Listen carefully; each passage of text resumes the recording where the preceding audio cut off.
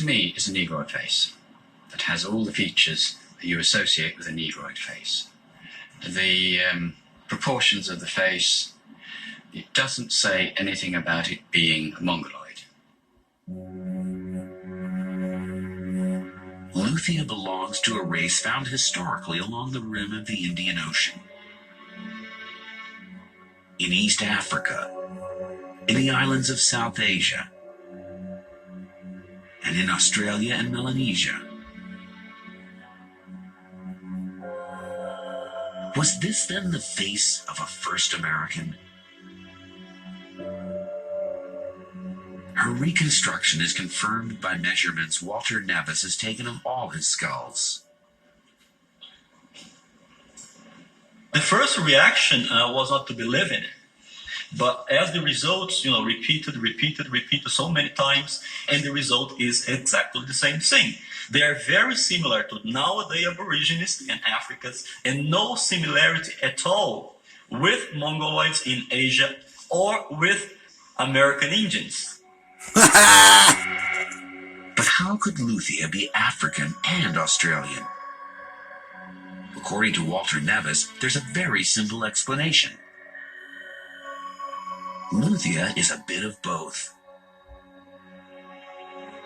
The first humans originated in Africa. It's known that around 100,000 years ago, waves of people migrated out of Africa. One such wave went east, and 60,000 years ago, it reached Australia.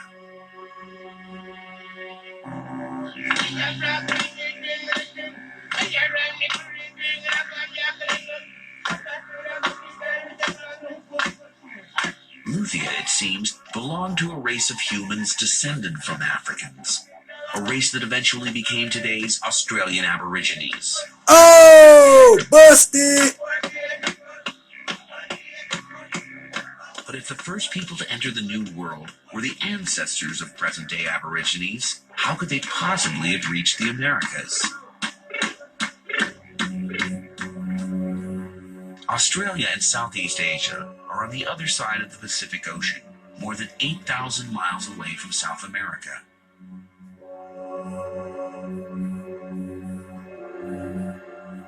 It's true that during the Ice Age, there was a land bridge between Siberia and Alaska.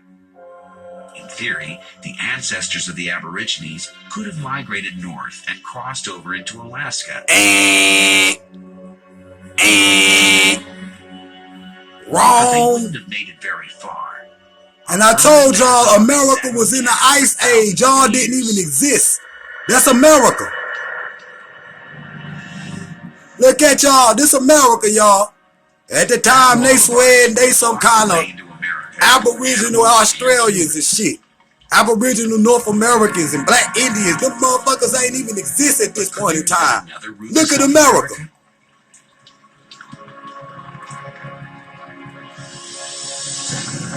Yes, sir. What did I say? What did I say? Don't play no games with me. One has to consider all the probabilities.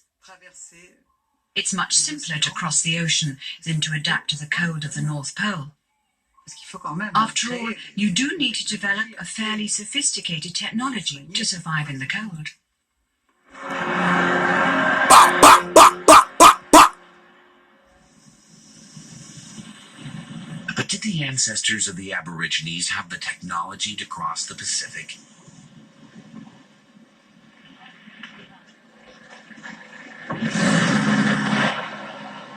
These are the Tiwi people, an Aborigine clan living on Bathurst Island, just off the northern coast of Australia.